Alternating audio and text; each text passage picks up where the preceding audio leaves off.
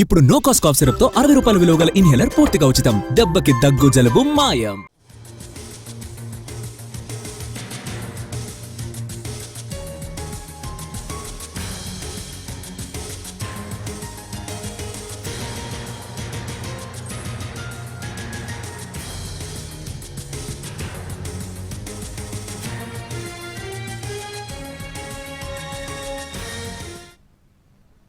హైదరాబాద్ నిమ్స్ హాస్పిటల్లో పారామెడికల్ సిబ్బంది అనుమానాస్పదంగా చనిపోయాడు. ఆపరేషన్ థియేటర్లో విగతజీవిగా పడి ఉన్న నితిన్ ను గమనించిన సిబ్బంది వెంటనే పోలీసులకు సమాచారం ఇచ్చారు. మృతికి సంబంధించిన కారణాలపై ఆరా తీస్తున్నారు.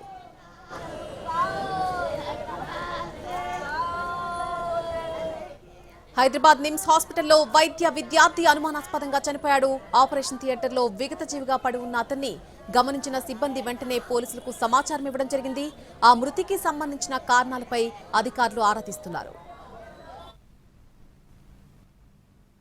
ఏం చెప్పాడు సార్, వాళ్ళ ఫ్రెండ్స్ చెప్తున్నారు ఏమో ఫోన్ గురించి ఏమో బాధ పెట్టిండని చెప్పారు. వాళ్ళ ఫ్రెండ్స్ వాళ్ళు చెప్పలేదు.